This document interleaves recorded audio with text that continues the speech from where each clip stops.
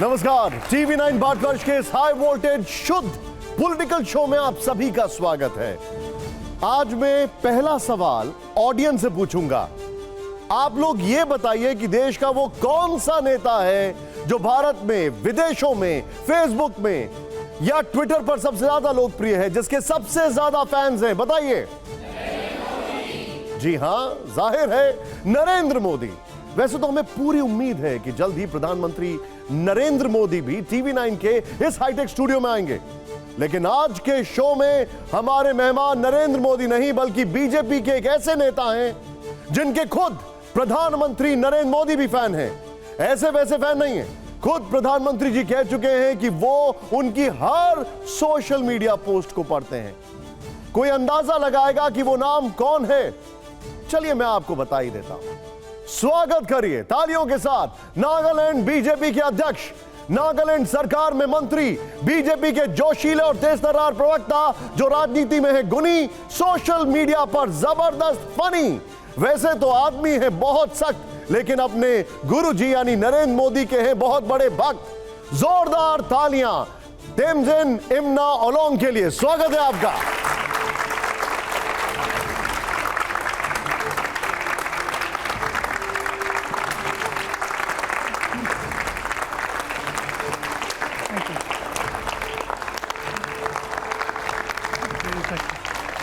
स्वागत है, आइए बैठिए।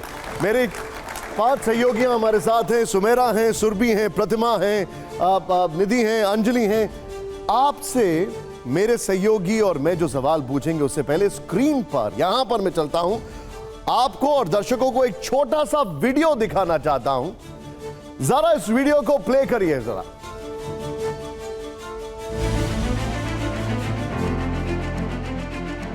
पुरानी दिल्ली रेलवे स्टेशन में जब उतरा तो हमारे नागालैंड प्रदेश से भी ज्यादा आबादी वहीं देखा। हम तो वहीं चौंक गया।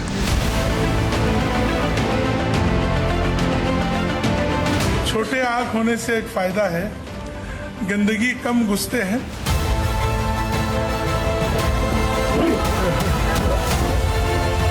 कोई लोग ये फैला दिया कि नागा लोग आदमी खाता है, वो खाता है, और हमको देख के तो और ज्यादा शक होने लगा।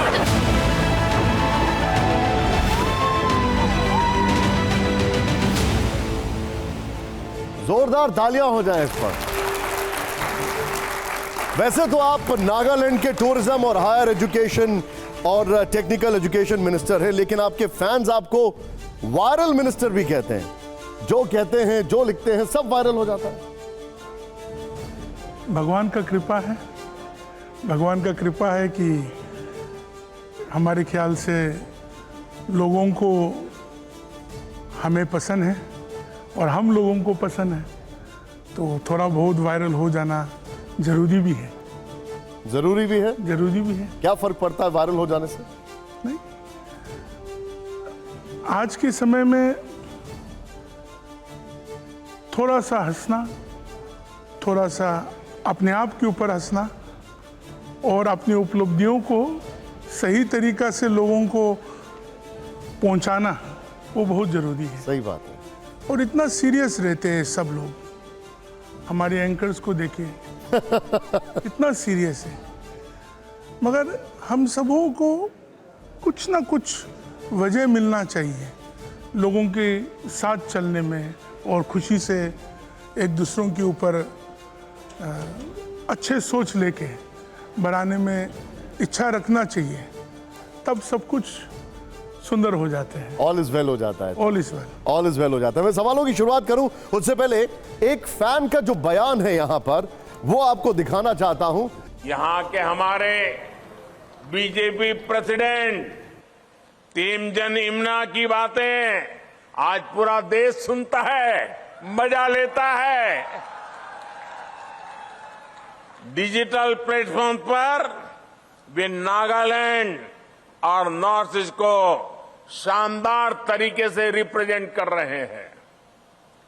मैं भी सोशल मीडिया में उनको हमेशा देखने का तो कोशिश करता हूं। अब आप ये बताइए मुझे, आपने ऐसा क्या मैजिक, क्या करिश्मा किया कि प्रधानमंत्री जी को ही अपना फैन बना लिया आपने? वो हमारे गुरुजी हैं, मैं उनका फैन हूँ। वो ना कि वो मेरे फैन, वो हमारे शब्दों का कमियां हो जाते हैं उनके बारे में बोलने के लिए, क्योंकि वो हम जैसे व्यक्ति को भी, हम जैसे कार्यकर्ता को भी वो एक बहुत बड़ा वजूद देते हैं और सामर्थ्य देते हैं। उनकी एक लाइन के कारण हमारा जिंदगी झिंगालाला हो गया।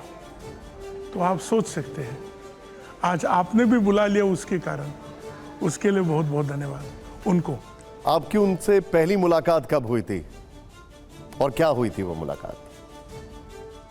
नहीं, कौन सा समय में मुलाकात हुआ वो तो मैं तारीख और समय नहीं बोल कोई पाऊँ, बात नहीं। मगर संगठन के विषय में काफ़ी कार्यक्रम होते हैं, तो मैं हमेशा देखता हूँ, क्योंकि मैं थोड़ा ज़्यादा लोगों से ज़्यादा क्यूट हूँ, तो वो देखते हैं सुमो आप भी आ गया क्या, सुमो ठीक हो ना, तो इतने में हम।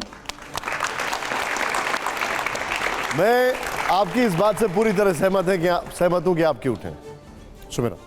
वाकई आप क्यूट हैं, लेकिन एक ये बात बताइए कि नागालैंड से आप आते हैं तो सब जानते हैं, लेकिन आप बहुत लंबे समय तक मुंबई और पुणे में भी रहे हैं, तो आपकी जो कहानी है वो हमारे दर्शकों को बताएं कि नागालैंड से, मुंबई से पुणे और फिर वापस नागालैंड की कहानी क्या है? ऐसा तो कुछ नहीं था कि मैं बम्बई में ही रहूँगा। हम लोग बम्बई बोलते हैं, मुंबई आजकल आप लोग बोलते हैं। और पुणे में इत्तेफाक की बात थी कि मैं पुणे में भी करीबन 2 साल रहे, वाडिया में था। और एक फिल्म देखा था मैंने, अजनबी, वो नागालैंड में देखा था। थोड़ा जब अभी भी युवा ही हूँ, मगर मुझे कल परसों मालूम पड़ा कि यहाँ मंत्रालय में युवा सिर्फ 29 साल की उम्र तक को युवा बोलते हैं। हमारे यहाँ युवा 50 साल तक को युवा बोलते हैं। तो अभी भी युवा ही हूँ, उस समय और छोटा युवा था। तो उस समय अजनबी फिल्म देखा था, सुनील शेट्टी और अक्षय कुमार वाला। राजनीति में 75 भी युवा ही है, तो आप जानते हो, और भी युवा है अभी तो बहुत।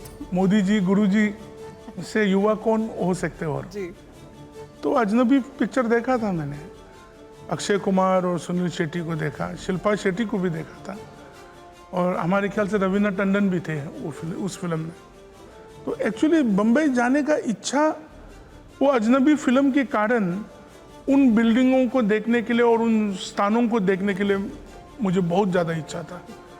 तो यहाँ से बम्बई पहुँचा। बात बताइए, अजनबी फिल्म के कारण या रवीना टंडन और शिल्पा शेट्टी के कारण? वो सुनील शेट्टी और अक्षय कुमार, उस समय उन दोनों को ही तो देखने का कौन इच्छा रहेंगे। तो उस समय रवीना टंडन और शिल्पा शेट्टी, दे वर वन ऑफ द बेस्ट। तो उनको भी देखने का इच्छा था, तो उनको मिल तो नहीं पाया, और बम्बई में रह के वहाँ कुछ नौकरियाँ किया और चौपाटी में कुछ धंधा किया। तो धंधा की शब्द मतलब अंडे बेचने का काम भी करके देखा है हमने। लेकिन देखिए, आप कितनी अच्छी बात है कि शिल्पा शेट्टी और रवीना से मिलने के लिए आप मुंबई गए, और अब लोग नागालैंड आते हैं आपसे मिलने के लिए। जोरदार तालियां हो जाए इसके लिए। आप वहां के टूरिज्म मंत्री भी हैं, लोग आपसे तस्वीरें खिंचवाते हैं। प्रतिमा, इंडियन जी, सवाल मेरा ये है कि अपनी राजनीति को आप नागालैंड तक ही सीमित रखना चाहते हैं, दिल्ली आने का भी इरादा? नहीं, दिल्ली बहुत बड़ा राजधानी है, सारे देश का राजधानी है। अभी भी तो दिल्ली तो हूँ, आने जाने में तो आ जाता हूँ, चला जाता हूँ, मगर अभी नागालैंड में ही रहे तो ठीक है। आप जब पहली बार दिल्ली आए थे तब क्या हुआ था वो पहले मैं आपको सुनाना चाहता हूं, आप ही की जुबानी, फिर मैं आपसे पूरा किस्सा सुनूंगा। मैं चाहूंगा जरा इसको यहां पर प्ले ऑन करिए जरा, और जरा जोरदार तालियां बजाइएगा इसको लेकर। प्ले ऑन करिए जरा। 1999 में जब हम पहले बार दिल्ली आया, पुरानी दिल्ली रेलवे स्टेशन में जब उतरा, तो हमारे नागालैंड प्रदेश से भी ज्यादा आबादी वहीं देखा। हम तो वहीं चौंक गया, और वो लोग कहते थे कि नागालैंड कहाँ है, वहां जाने के लिए वीजा चाहिए क्या? और कि कोई लोग ये फैला दिया कि नागा लोग आदमी खाता है, वो खाता है। हमको देख के तो और ज्यादा शक होने लगा। क्या आप नहीं सुनना चाहेंगे कि ये पूरा किस्सा क्या है? हाँ या ना? क्या आप नहीं सुनना चाहेंगे ये पूरा किस्सा क्या है? ओके, क्या है पूरी कहानी, बताइए जरा हमें। गुवाहाटी से हमारे ख्याल से ब्रह्मपुत्र एक्सप्रेस करके एक ट्रेन था, तो 3 रात ट्रेन में बैठ के आ गया। मैं अकेला था उस समय, और दीमापुर रेलवे स्टेशन छोड़ने के बाद दिल्ली रेलवे स्टेशन, उस समय पुरानी दिल्ली रेलवे स्टेशन में जब ट्रेन से उतरा, क्यों नहीं चौंकेंगे। नागालैंड में अभी भी 10,000 की अगर कोई समूह जोड़ाना चाहे आप, वो बहुत ही असंभव बात है। वो अलग बात है कि मोदी जी के कार्यक्रम में आ जाते हैं, लोग उनको प्यार करते हैं तो आ जाते हैं, मगर जब पुरानी दिल्ली रेलवे स्टेशन में 1999 में उतरा, मुझे मालूम नहीं था कि मैं कहाँ उतर गया। पीछे में एक बैग था लंबा सा, साइड में एक बैग पकड़ के था, एक वो हवाई वाला शर्ट लगाया हुआ था, लॉन्ग हाफ पैंट एक इतना तक का पहन के उतरा। और वहाँ तो मतलब जिंदगी में इतना आदमी एक साथ कभी नहीं देखा। वहाँ तो इतना प्लेटफॉर्म था कि किस तरफ निकल के जाए। अब पूरा बात तो मैंने नहीं कहा इस कार्यक्रम में, मैं वहाँ खो भी गया था। कि किस तरफ से निकलना है वो भी मालूम नहीं था। सैकड़ों लोगों को पूछना पड़ा कि हमको किस तरफ निकलना है, और निकलते निकलते ऐसा एक जगह निकला, मैं खुद नहीं जानता हूँ आज कि कौन सा जगह में निकला। उसके बाद एक सरदार जी का ऑटो में बैठ के मैं गोविंदपुरी एक्सटेंशन पहुंचा। बड़ी कठिन चुनौती रही, लेकिन एक बात बताइए, अब आप दिल्ली आते हैं तो कैसा लगता है? क्योंकि दिल्ली की आबादी 3.5 करोड़, पूरे नॉर्थ ईस्ट की आबादी का करीब 70%। ज्यादा ही होगा दिल्ली में, सेंसस कम होता है ना। दिल्ली के मुख्यमंत्री अरविंद केजरीवाल को कोई सुझाव देना चाहेंगे आप? नहीं, सचमुच भी वो आम आदमी जैसा तो लगता है, और हमारे ख्याल से पूर्वोत्तर के लोगों को वो थोड़ा और ध्यान देना चाहिए। उनका भी अच्छे काम हैं, हम लोग मानते हैं ये बात जी, मगर हर एक चीज सिर्फ राजनीतिक रूप से वो नहीं लेना चाहिए। बड़ा पॉइंट रखा है आपने। निधि, तेमजन जी, आपने क्योंकि दिल्ली की बात की, तो आप नागालैंड के शिक्षा मंत्री हैं, और दिल्ली में मुख्यमंत्री अरविंद केजरीवाल कहते हैं कि पूरे देश को उनके एजुकेशन सिस्टम से सीखना चाहिए, तो आप सीखना चाहेंगे? वो गलत बोल रहे हैं। केजरीवाल जी दिल्ली की शिक्षा के विषय में वो अच्छा कर रहा होगा, मगर इस देश इतना अलग है, डाइवर्स है, कि मैं उनको कहना चाहता हूं कि नागालैंड की शिक्षा की तरह वो कर सके तो वो बहुत बड़ा बात होगा। वो सीख, हाँ, मिसाल के तौर पे चुनौतियां बहुत हैं, यहाँ चुनौतियां इतना नहीं है। सब बड़े बड़े घरों में रहते हैं, सबके पास उपलब्धि है, पैसा है, सबके पास। उनका म्युनिसिपल का बजट नागालैंड का 3 गुना 5 गुना बजट है। आप एक चीज बताइए मुझे, कांग्रेस की विचारधारा को आप कैसे देखते हैं? राहुल गांधी को आप कैसे देखते हैं? नहीं, राहुल गांधी एक युवा नेता है, और वो भी नेता है बनने के लिए कोशिश कर रहे हैं। हाँ, और हम लोग सब उनके साथ हैं उन चीज़ों में, तो मगर थोड़ा समय हमारे ख्याल से लगेगा। क्या, जैसे हमको भी थोड़ा समय चाहिए, उनको भी थोड़ा समय चाहिए। और कांग्रेस के बारे में क्या बोलना है, देशवासी सब जानते हैं। उन्होंने भी 50 साल से अधिक राज किया है, और हमारी मोदी जी 9 साल में क्या किया है वो भी हम सब जानते हैं। आज राजनीति है बोल के एक दूसरों के ऊपर सिर्फ लंछन करके कुछ कुछ बोलना जरूरी भी नहीं है। अच्छा, आपने सोशल मीडिया पर राहुल गांधी की तारीफ की थी, मैं जरा वो दिखाना चाहता हूं, एक बार आइए। अब ये आप मुझे बताइएगा कि वो एक सटायर था, व्यंग था या तारीफ थी? जरा इसको प्ले ऑन करिए। यहां पर मानना पड़ेगा, फोटो तो अच्छी है, कॉन्फिडेंस और पोज भी नेक्स्ट लेवल का है। ये राहुल गांधी के फोटो पर आपने लिखा था, जरा जोरदार तालियां हो जाएं। कॉन्फिडेंस और पोज भी नेक्स्ट लेवल का है। ये कौन से कॉन्फिडेंस और पोज की आप बात कर रहे थे? आपने खुद देखा, तो ये सटायर तो नहीं था, ये तारीफ थी। तारीफ था। अच्छा, हर एक चीज सिर्फ सटायर क्यों करना है? समझने वाला समझता है। उनका पोस्ट को देखिए, कितना बढ़िया पोस्ट है। हम तो वैसा नहीं कर सकते। वो तो किसी तरफ से भी पोस्ट करे, अलग अलग तरीका का पोस्ट है। आजकल अन्य पोस्ट देख रहे हैं हम लोग, उनकी पोजीशंस की पोस्ट। मुझे तो फोटो किस तरफ से भी ले, गोलमोल ही देखेंगे आप। तो हमें तो पोस्ट लेने का मौका नहीं है। Anjali, coming to you. Temchand ji, काफ़ी बेबाकी से आप सभी सवालों का जवाब दे रहे हैं, क्योंकि राहुल गांधी के बारे में बात हो रही है। तो मेरा सवाल राहुल गांधी को लेकर के ही है। अभी आपने देखा कि राहुल गांधी के लिए बड़ी मुसीबत हो गई, लोकसभा सदस्यता भी चली गई, उनका बंगला तक चला गया। आपको नहीं लगता कि राहुल गांधी की इस लड़ाई में उनको पब्लिक की सिंपैथी भी मिल रही है? आपका क्या मानना है? नहीं, देखो, हमारे देश का यही सामर्थ्य है कि सब कुछ सब कोई को मिलता है। जी। और उनके साथ जो भी वो बीत रहा है, या तो उनके कारण है, पब्लिक के कारण तो नहीं है। मगर हमारे देश के लोग ऐसा है कि सब चीज़ों के ऊपर मन देते हैं और उनको उस चीज़ का मन भी मिल रहा है। मगर उन्होंने जो बात किया वो तो गलत किया ना। हमारे ख्याल से आप एंकर लोग ही उनके पीछे पड़ा हुआ है।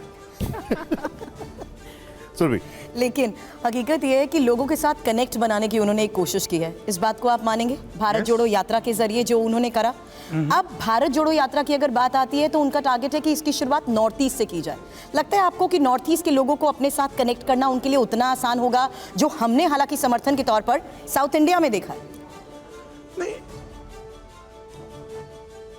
राहुल जी को साबित करना पड़ेगा।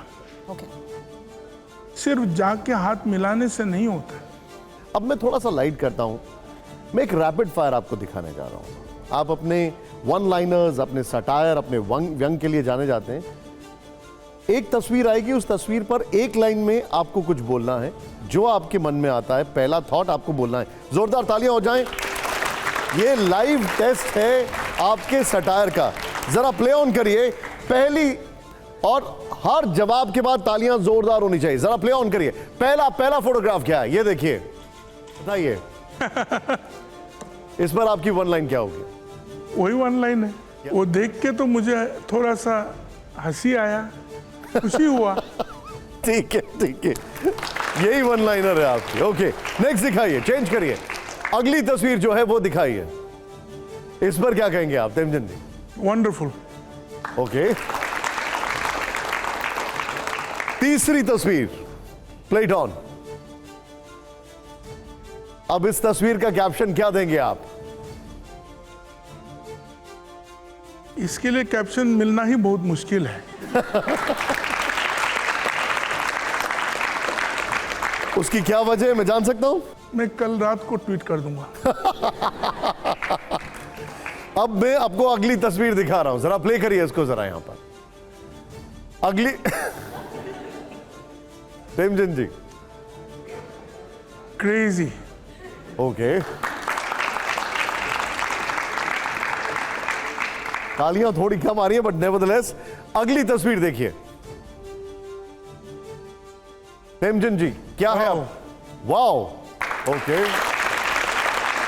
मैं एक लाइन की उम्मीद कर रहा था, आपने आधे वर्ड में ही निपटा दिया है। चलिए नेक्स्ट तस्वीर दिखाइए। I think knowledgeable. Knowledgeable, okay. अगली तस्वीर मेरी फेवरेट भी है। इस पर क्या कहेंगे आप? सिंपल। ओके, अब मैं आपसे एक सवाल पूछूंगा, थोड़ा सीरियस सवाल है ये। पिछले एक महीने से, बल्कि एक महीने से थोड़े ज्यादा से, मणिपुर के हालात खराब हैं। कभी शांति होती है, कभी फिर से उपद्रव शुरू हो जाता है, कभी फिर से चीजें ठीक हो जाती हैं। मणिपुर की समस्या का क्या समाधान दिखता है आपको? मणिपुर की जो स्थिति है वो अच्छा नहीं है। समाधान वहाँ के लोगों को ही करना पड़ेगा। सरकार मेहनत कर रहे हैं, मगर वहाँ के लोगों की सोच विचार में पहले तो उनके बीच में शांति बनाने का इच्छा जागृत होना चाहिए। नहीं, लेकिन एक बात बताइए, जो हो रहा है कि वहां के लिए सिर्फ लोग जिम्मेदार हैं, सरकार की कोई जवाबदेही नहीं है। मुख्यमंत्री ने इस्तीफा देने से मना कर दिया है। बार बार ये स्टेट सब्जेक्ट में आता है ना, ये तो law and order state subject है। मुख्यमंत्री जो हैं वो, क्या ये उनका फेलियर नहीं दिखाई दे रहा है? मैं मणिपुर का वासी नहीं हूं, मगर मैं देख रहा हूं उन्होंने कोशिश किया था, मगर उनका भी एक समूह है, उनका भी एक ग्रुप है, जैसे कि वो मैतेई कम्युनिटी से है। वो लोग नहीं चाहते कि वो इस्तीफा दे, इसलिए पूरा हलचल हो गया। तो उन चीज़ों को रख के हमारे ख्याल से उन्होंने इस्तीफा वापसी कर लिया। अब मैं आपसे एक सवाल पूछता हूं जिसको लेकर चर्चा काफी दिनों से चल रही है, और वो है यूनिफॉर्म सिविल कोड, एक देश एक कानून। क्या ये कानून होना चाहिए? आर्टिकल 44 ऑफ इंडियन कॉन्स्टिट्यूशन कहते हैं कि हर एक राज्य यूनिफॉर्म सिविल कोड के लिए परस्यू करेंगे, मगर वो कॉन्स्टिट्यूशन ये भी है, मैं कॉन्स्टिट्यूशनल एक्सपर्ट नहीं जी। हूँ, मगर सब लोगों को लेके चले। जैसे कि हमारे पूर्वोत्तर में हमारी आदिवासी समूह जो है, उनकी संस्कृति, उनकी सोच विचार, उनकी धर्म को समझ के अगर गलत नहीं है तो उन चीज़ों में हमारे ख्याल से भारत सरकार उन चीज़ों को समझते हैं और उन चीज़ों को बचा के भी। नागालैंड से आप हैं, नागालैंड में फिर धारा 370 371 ए का क्या होगा? नहीं, धारा 371 ए जो है नागालैंड के लोगों के लिए एक सेफगार्ड है, कॉन्स्टिट्यूशनल सेफगार्ड है, not withstanding anything of parliament. इसको प्रिजर्व करना होता है, क्योंकि नागा लोग जो है वो बहुत समय के बाद इस देश की राष्ट्रीय विचारधारा के साथ जोड़ने का कोशिश में अभी भी चल रहा है। ठीक, प्रतिमा। नॉर्थ ईस्ट में, चूंकि आप वहीं से आते हैं, नॉर्थ ईस्ट में कई सारी जनजातियां हैं और उनको विशेष अधिकार भी संविधान में मिले हुए हैं। जैसे खासी समुदाय की बात कर ले, मेघालय में है, और वहाँ पर मेट्रियार्कल सिस्टम फॉलो होता है, मातृकुल है। जो संपत्ति का अधिकार है वो बेटियों को मिलता है, बेटों को नहीं मिलता है। इस पर आपकी क्या विचार? देखो, एक चीज होता है, यूनिफॉर्म सिविल कोड जो है, और जो मैं हमेशा कहता हूँ दिल्ली में हमारे दोस्तों के बीच में बहुत सारे मंत्रालय जाता हूँ, गाइडलाइंस बहुत होता है। यूनिफॉर्म सिविल कोड एक गाइडलाइन है। गाइडलाइन लोगों को वंचित होने के लिए गाइडलाइन नहीं हो सकते हैं, गाइडलाइन लोगों को इंक्लूसिव करने के लिए गाइडलाइन होते हैं। यूनिफॉर्म सिविल कोड बहुत अच्छा सिविल कोड है, मगर हमारी डाइवर्सिटी को भी प्रिजर्व करना, उसी यूनिफॉर्म सिविल कोड के आधार में हम लोगों को भी प्रिजर्व करना पड़ेगा, और उस चीज के लिए हमारे ख्याल से अभी तो बातचीत ही चल रही है। वैसे बहुत अच्छी बात बोल दी है, मैं ताली इसके लिए खुद ही बजा देता हूँ कि गाइडलाइंस जो होती हैं वो इंक्लूसिवनेस के लिए होती हैं, ना कि उसको लीव आउट किया जाए। खैर, बहुत सीरियस बातें हो रही हैं, मैं आपको एक बयान दिखाना चाह रहा हूँ ऑन अ लाइटर नोट। आइए जरा यहाँ पर, और ये बयान देने के बाद आप पूरे देश में एक बार फिर वायरल हुए थे, जरा दिखाइए वो बयान। हमारी आँख भी छोटा है, मगर देखने में बहुत अच्छे तरह से देख सकता हूँ।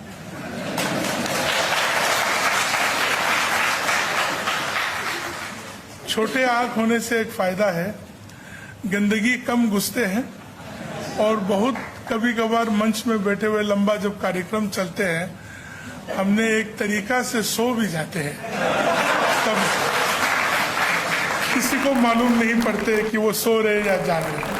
ये जो आपका बयान था, इस मंच पर तो आप अभी तक नहीं सोए, मैं देख रहा हूं आपकी आंखें, बड़े ध्यान से देख रहा हूं। लेकिन कभी ऐसा हुआ है कार्यक्रम में आप थोड़ा सा सो गए हो?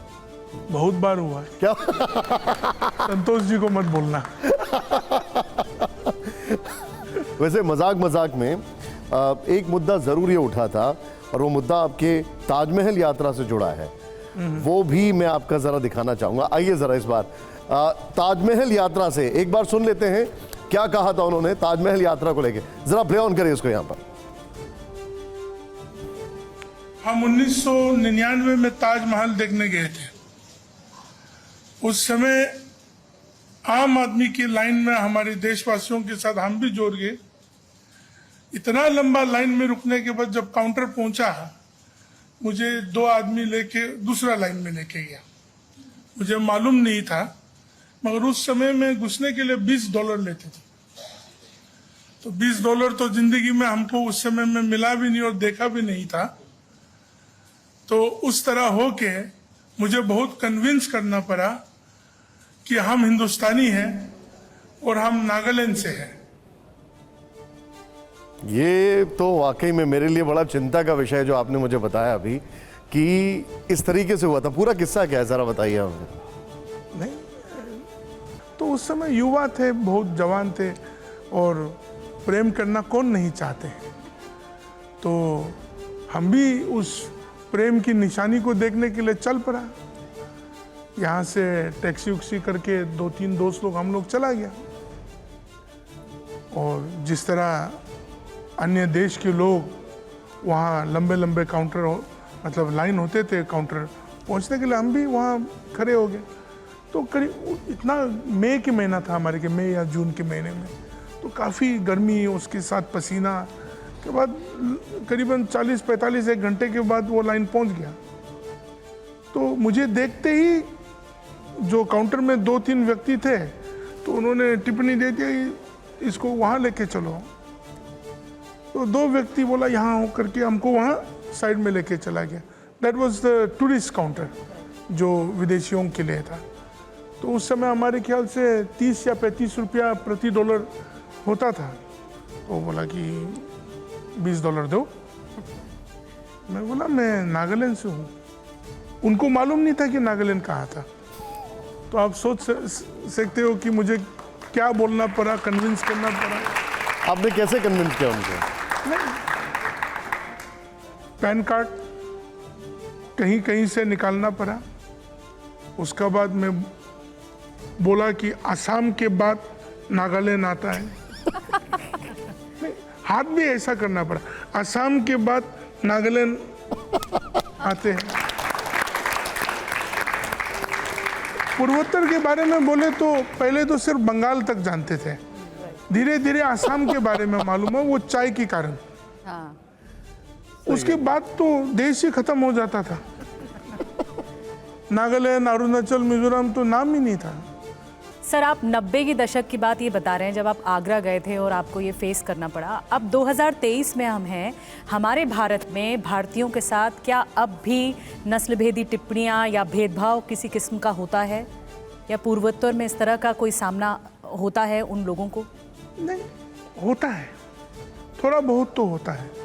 वो चीज़ हम सब लोगों की मानसिकता को नहीं बदल सकते हैं। कहीं भी हो, सोच विचार अपना अपना होता है। और हमारे पूर्वोत्तर के लोगों को यहाँ भी तकलीफ होता है। उसी तरह बहुत हमारे देश, विभिन्न देश के लोग हमारी पूर्वोत्तर के स्थानों में भी, उनको भी तकलीफ होता है। नहीं, लोग आपके पास आते हैं, एग्जाम्पल?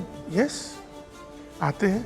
और कुछ भी होता है तो मुझे तो टैग जरूर करते हैं डिजिटल प्लेटफॉर्म में। तो और मैं ये अपील करूंगा कि जो लोग भेदभाव कर रहे हैं वो बिल्कुल ना करें, क्योंकि नागालैंड के पास, अब मैं जरा वहां चलूंगा, एक सुपर हीरो है।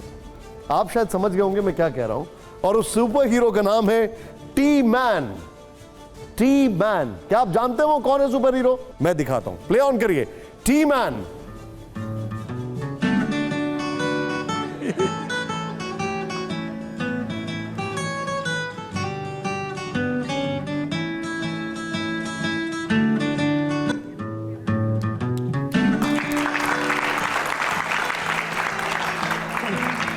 अब ये टी मैन क्या है? ये देख के तो पूरा आप ही के जैसा लग रहा है। मैं ही हूं, मगर डिजिटली उड़ पाता हूँ, नहीं होने से नहीं उड़ पाता हूँ। हाँ, चल वैसा थोड़ा कर लेते हैं। हम देख रहे हैं कि ये टी मैन की स्मृति ईरानी जी भी बहुत जबरदस्त फैन हो गई हैं। हाँ, मैं भी उनकी फैन हूँ। एक बात बताइए कि यह आपने कहा था, किसने फैला दिया ये कि नागालैंड के लोग आदमी खाते हैं? आपने, मैंने एक बयान सुना था आपका। नहीं, सत्य बात बोल रहा हूँ मैं। क्या बात कर रहे हैं? मैं जब पहले दिल्ली आया था 1999 में, और मैं गोविंदपुरी एक्सटेंशन में गली नंबर 13 में रहते थे। एक सरदार जी थे, उनकी किराए की मकान में हमारे मामा जी के साथ में रहते थे। तो गन्ने के रस पीने का मुझे बहुत शौक था। हमारी तरफ में वो नहीं मिलता था, या तो डिमापुर में कभी कभार होता था। तो वो गली के अंत में एक गन्ने के रस वाला दुकान चलाते थे, तो बर्फ़ लगा के शीशा में एकदम हिला के मुझे पीने का। तो बहुत बार वो बात करने के लिए कोशिश करते, मैं भी थोड़ा बहुत बातचीत कर लेते थे, क्योंकि आप समझ सकते हो कि मैं उस जगह से आया हूँ जहाँ ऐसे वातावरण कभी नहीं देखा। तो हम भी थोड़ा मन में बहुत सारी शंकाओं को रख के मैं लोगों के साथ मेल मिलाप करते थे उस समय। तो ऐसा भी अभी भी मोटा है, उस समय में भी थोड़ा ऐसा ही था। तो लोग हमें बातचीत करने आ जाते हैं वहाँ, तो पूछते थे आप लोग, और सिर्फ एक जगह नहीं, बहुत सारे स्थानों में, कि आप लोग क्या क्या खाते हैं? तो बोलता है आप लोगों की तरह ही सब कुछ खाता है, मतलब खाना चावल खाता है, ज़्यादातर चावल खाते हैं वहाँ। तो सुना है कि वहाँ तो आदमी खाते हैं। मुझे पूछ रहे, तो बोला हमको तो मालूम नहीं है, ये तो हमारे लोग आदमी तो नहीं खाते। तो बहुत सारे लोग, एक समय था जब नागालैंड में बहुत सारे विषयों में लड़ झगड़ने का इश्यूज थे। उस समय बहुत लोग आने जाने, अफवाहें फैल जाते हैं। अब ये जो नागालैंड को लेकर जो इन्फॉर्मेशन और जो अफवाहें फैली थी उस जमाने में, पहले तो क्या वो अभी भी हैं, और क्या क्या अफवाहें होती थी तब? वो नहीं, वो थोड़ा सा सत्य, थोड़ा सा ज़्यादा झूठ, और कहानियाँ मज़ेदार। जनजाति जो है वहाँ के आदिवासी जनजातियाँ हैं, 17-18 जनजातियाँ हैं, तो ज़्यादातर वहाँ तामसी खाना खाते हैं हमारे लोग। तो कंप्लीट पिक्चर ये हो जाता है कि हाँ, ये लोग सब कुछ खाते हैं, आदमी भी खाता है। और हमें ये प्रॉब्लम हो गया, ये लोग सोच रहे हैं कि मैं भी आदमी खाता हूँ। तो और शक मुझे क्यों नहीं करेगा, लोगों से थोड़ा और बड़ा, और गन्ने की जूस खूब पी रहे हैं ना। तो एक उनका ही स्टीरियोटाइप नहीं, मेरा भी स्टीरियोटाइप था कि ये लोग हमारे बारे में ये सोच रहे हैं। तो ज़्यादातर उस कारण मैं घर से ज़्यादा नहीं निकलता था। मतलब आपकी फेवरेट कुजीन क्या है वैसे? क्या खाते हैं आप? पसंदीदा क्या है? सब कुछ खाता हूँ, सब्जी अच्छा लगता है, अब उसमें टिप्पणी मत देना। नहीं, लेकिन एक जगह टिप्पणी में दूंगा। अभी मैंने टी मैन दिखाया था, लेकिन टी मैन जो है वो कसरत क्यों नहीं करना चाहते हैं? नागालैंड जैसा वातावरण में रह के कसरत ही होते रहते हैं। मैं एक मिनट कुछ दिखाना चाहता हूं, मुझसे कंट्रोल नहीं हो रहा है, एक बार दिखाइए। अब ये दर्शकों को समझा देते हैं कि सुपरस्टार अक्षय कुमार और तेमजन जी के बीच में क्या बातचीत हुई। प्ले ऑन करिए इसको यहां पर जरा, ये बड़ी इंटरेस्टिंग है। ये देखिए, अब आप ये देखो, क्या देखो, I am not VIP, I come earlier than audience, inspired by Akshay Kumar. ये देखिए, अब इन्होंने लिखा कि देखो मैं वीआईपी नहीं हूं, लेकिन मैं जल्दी आता हूं, अक्षय कुमार जी से इंस्पायर्ड हूं। इन्होंने लिखा, अक्षय कुमार ने, हा हा हा, thank you, I am very inspired by your sense of humour. इन्होंने इसका जवाब दिया कि मैं आपके सेंस ऑफ ह्यूमर से बहुत ज्यादा इंस्पायर्ड हूं। पहले जोरदार तालियां हो जाए। देखिए, ये तो समझ में आया मुझे, ये पूरी स्टोरी। वैसे अक्षय कुमार से आपकी मुलाकात हुई? नहीं। अब आप शिल्पा शेट्टी को देखने जाएंगे तो कैसे उनसे मुलाकात होगी? अभी शिल्पा शेट्टी जी चला गया, कोई और ले लिया तो नहीं चलेगा। लेकिन ये कसरत वाला मामला क्या है, ये बताइए। नहीं, कसरत करने में ज़्यादा मुश्किल तो है नहीं, मगर मुश्किल बहुत है। मैं आजकल थोड़ा बहुत योगा से इंस्पायर हूँ, मगर एक दो कार्यक्रम ही कर पाता हूँ और कोशिश चल रहा है, धीरे धीरे से बढ़ेंगे। वैसे आपने योग दिवस वाले दिन योग किया था? हाँ, रात को तो 4 आदमी मिला के मालिश किया मुझे।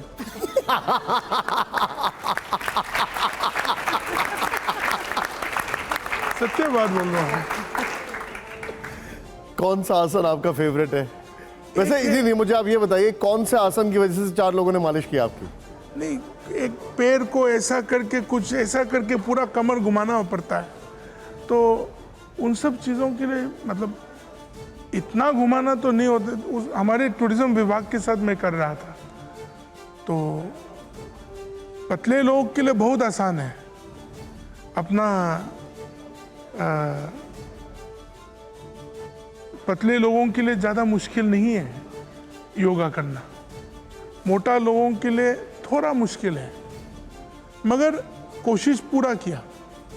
एक आसन बहुत अच्छा है, ऐसा करके सोना और सब कुछ छोड़ना। And if I am not wrong, आप मुझे एक बात बताइए, कोई आसन आप यहाँ पे करके दिखाएंगे, हम वो क्लिप भेजेंगे अक्षय कुमार को। वो बाद में करूंगा मेरे को।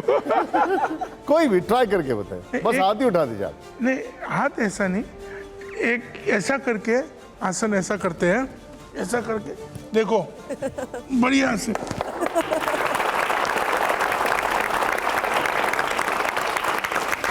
टिमटिम जी आइए, ये आपका ये आसन ठीक है। जोरदार तालियां हो जाएगी आपका माइक। आइए, ओहो, कोई बात नहीं, प्लीज इस आसन जोरदार का- तालियां एक बार। मैं एक आसन बताना चाहूंगी जो शायद आपने नहीं देखा। समोसे और शवासन का आपने जिक्र किया था, क्या इतने समोसे खा लिए थे कि उसके बाद अच्छे से नींद आ रही थी? नहीं, उस दिन इसके बाद समोसा खाया था। इसीलिए आपने समोसा इसके और बाद- शवासन साथ साथ लिखा था। यस। सब ओके। अंजलि, अब टी मैन जी से एक सवाल है, अब तो एक नया नाम भी हम लोग जान गए हैं, टी मैन है आप। सोशल मीडिया पर आप बहुत एक्टिव रहते हैं, कई पोस्ट तो निशांत जी ने दिखा भी दिए हमें। आप जरा ये बताइए, जो सोशल मीडिया पर आप पोस्ट करते हैं, या आप खुद करते हैं, या इसकी जिम्मेदारी किसी और को दे रखी है आप? हमारी एक दोस्त है, अच्छा, और हम लोग कल की पोस्ट यूजुअली हम लोग शाम को डिसाइड करते हैं, रात को, और कुछ भी कंटिन्यूस पोस्ट करना है तो हम लोग एक दूसरों को कुछ समय देते हैं। हम लोगों का एक ग्रुप है, उसमें हम भी अपने रायों को रखते हैं, टिप्पणियों को रखते हैं, और वो लड़का और ये बहुत जो बढ़िया। सेंस ऑफ ह्यूमर वाला पोस्ट है या रीट्वीट है, ये तो आप ही करते होंगे? ऑब्वियसली उस पर्सनालिटी के साथ चलते हैं तो उन चीज़ों को हम रखने वैसे अब की आप मुझे एक चीज बताइएगा, एक पोस्ट मैं आपको दिखाने जा रहा हूं, और आप मुझे बताइएगा कि ये शायद आप ही ने पोस्ट किया है या आपकी टीम ने किया है। जरा दिखाइए इसको। ये यहां पर पोस्ट में आपने लिखा है,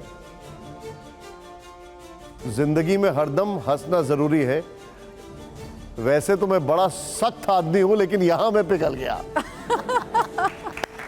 आप 5 लड़कियों के साथ खड़े हैं। नहीं? जब हमारी इतना बहन लोग जबरदस्ती फोटो खींचने आ गया, नहीं पिघलेगा क्या? यहां पे तो नहीं पिघले ना आप? वो बाद में बात करेंगे।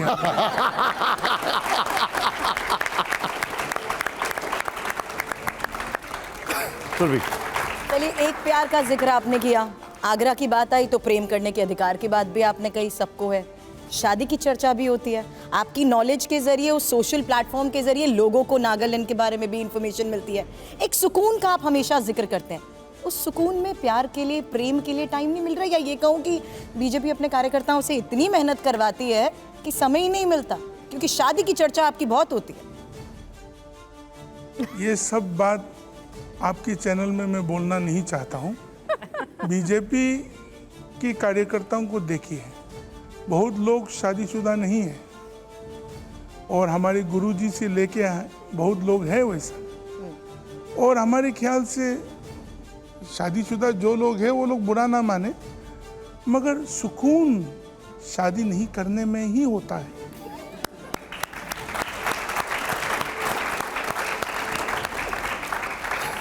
अब मैं आपसे एक चीज पूछना चाह रहा हूं। राहुल गांधी ने भी बोल दिया कि जैसे ही उन्हें मन मुताबिक लड़की मिलेगी वो शादी कर लेंगे। लालू यादव ने भी राहुल को जल्दी शादी करने की सलाह दी है।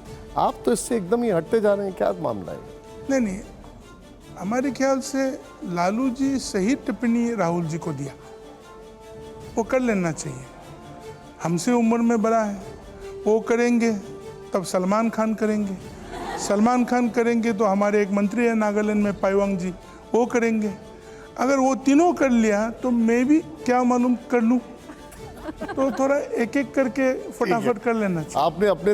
आपने अपने हिसाब से सभी की वजह से जिम्मेदारियां तय कर दी हैं। बहुत बहुत शुक्रिया, लेकिन बने रहिए। अब एक रैपिड फायर राउंड है। मैं आपको यहां पर 2 तस्वीरें दिखाऊंगा, आपकी पर्सनल चॉइस है, आपको एक पिक करना है और मैं चाहूंगा ये ऑडियंस जरा जोरदार उस वक्त तालियां बजाए। पार्टी की चॉइस नहीं है, ये मैं आपका पर्सनल चॉइस पूछूंगा। अब जरा प्ले ऑन करिए। हमारा पहला सवाल क्या है और हमारी पहली 2 तस्वीरें जो हैं वो दिखाइए। ये 2 की 3 भी हो सकती हैं। बेहतर मुख्यमंत्री कौन, योगी आदित्यनाथ जी या हेमंता बिस्वा शर्मा जी? सबों को लेके चलने के लिए पूर्वोत्तर में हेमंता बिस्वा शर्मा जी। ओके, अब दूसरा सवाल प्ले ऑन करिए इसको जरा। यहां पर बेहतर कलाकार कौन, शाहरुख खान या अक्षय कुमार? अक्षय कुमार। ओके, अब मेरा अगला सवाल जरा प्ले ऑन करिए। अगला सवाल यह है, देश की दीदी नंबर 1 कौन है? नहीं, दीदी नंबर 1 तो ममता जी ही है। ओके, अगला सवाल प्ले ऑन करिए। अगला सवाल जो है हमारा, 2024 में बीजेपी का मुकाबला किससे है? राहुल गांधी जी से है, ममता बनर्जी जी से है या फिर अरविंद केजरीवाल जी से है? इन तीनों में से किसी से नहीं है।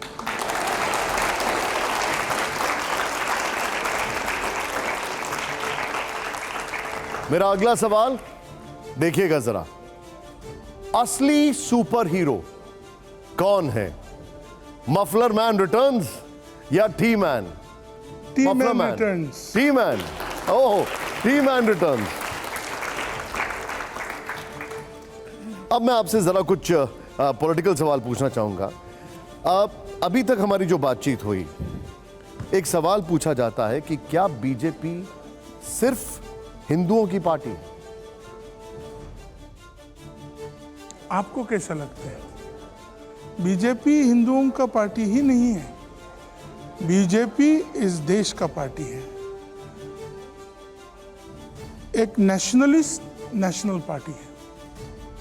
लेकिन हेमंता बिस्वा शर्मा जी, मैंने उनका खुद इंटरव्यू किया, हमारी पूरी टीम गई, उन्होंने कहा देश में तमाम मदरसे बंद होना चाहिए। लव जिहाद की अक्सर बातें उठाते हैं बीजेपी के नेता, धर्म परिवर्तन जैसे मुद्दे उठाए जाते हैं। क्या वो सिर्फ हिंदू वोट बैंक के ऊपर ही फोकस नहीं करते हैं?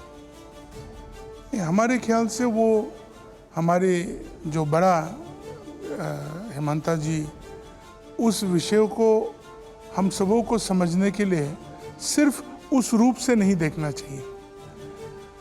जो हो रहा है उस मदरसों में, जो हो रहा है वो बहुत स्थानों में गलत हो रहा है। तो इसलिए हमारे ख्याल से एक देशभक्त नेता होने के कारण उनको इन चीज़ों का टिप्पणी देना पड़ता है। नहीं होने से ये नहीं है कि भाजपा किसी धर्म के खिलाफ है या वो सिर्फ हिंदुओं के लिए काम करेंगे, ऐसा नहीं है। मैं भी तो ईसाई हूँ और भाजपा हमारे लिए भी तो है। विपक्ष हर मंच से ये बात कहता आ रहा है कि असल मुद्दों से ध्यान भटकाने की कोशिश की जाती है। जो अहम मुद्दे हैं उन पर कभी बात नहीं होती है, चाहे वो बेरोजगारी का हो, महंगाई का हो, बिजली का हो, पानी का हो। इन मुद्दों पर बात क्यों नहीं होती है? ये विपक्ष के आरोप होते हैं, महंगाई का, बेरोजगारी का, बिजली का या पानी का। इन विषयों में बात होता है और इन विषयों के बारे में हमारी सरकार कहीं भी हो सब चीज़ों को सही तरीक़ा से ले चलने के लिए कोशिश करते हैं। विपक्ष हमेशा कहते हैं महंगाई बढ़ गया, ये बढ़ गया, अभी टमाटर का कीमत बढ़ गया, प्याज का कीमत बढ़ गया, तेल का कीमत बढ़ गया, ये बात करते हैं। मगर ये भी देखना चाहिए कि इस देश में पैसे भी कितना आ गया। अगर आज आप बुरा मत मानिए, मैं सब चीज़ को जस्टिफाई नहीं कर पाऊंगा राजनीतिक तौर से, मगर अगर आज आप 2000 का मोबाइल फ़ोन नहीं खरीदते, आप आज कम से कम 20,000 का मोबाइल फ़ोन खरीदते हैं, एक आम आदमी। आप 20,000 का मोबाइल फ़ोन खरीदने का जेब में पैसे भी तो आ गया ना। आज से जिस समय टमाटर का किलो में 2 रुपया 3 रुपया था, उस समय में अलग बात थी। इकोनॉमी भी तो बढ़ा है, इस देश की इकोनॉमी भी तो बढ़ा है। इस देश के लोगों के पास पैसा है अभी, चाहे वो डिजिटली हो या इन द मार्केट हो, पैसा है। अब मैं आपके सामने एक बड़ा ही इंटरेस्टिंग कॉन्टेस्ट लेके आ रहा हूं। ये रैपिड फायर राउंड है, लेकिन आपको जवाब यस और नो में देना है। ये प्ले कार्ड आपके बगल में है। इस रैपिड फायर में मैं आपसे सवाल पूछूंगा, उसके आपको जवाब देने हैं। क्या आप लोग तैयार हैं रैपिड फायर के लिए? अब यस सुनाई दे रहा है मुझे। जरा जोरदार तालियां हो जाए। रैपिड फायर का पहला सवाल आ रहा है, प्ले ऑन करिए। जम्मू कश्मीर से धारा 370 हटाया जाना सही था, यस या नो?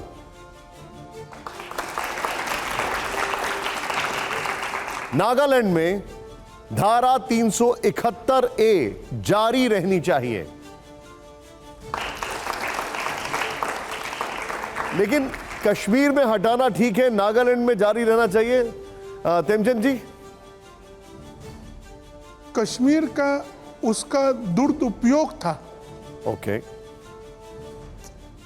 371 नागालैंड का सदुपयोग है, नागा समूह को बढ़ाने के लिए, उसको वंचित स्थिति से आगे बढ़ाने के लिए अच्छे काम कर रहे हैं। ठीक ठीक, ओके। अगला सवाल प्ले ऑन करिए जरा। महंगाई रोजगार देश में सबसे बड़ा मुद्दा है, यस या नो सर? नो। पूरे देश में बीफ बैन होना चाहिए, यस या नो? बिग पूरे देश में बीफ बैन होना चाहिए, गौमांस। पास। ओके, पास। जोरदार तालियां, आपने हमें कई सारे सवालों के जवाब दिए।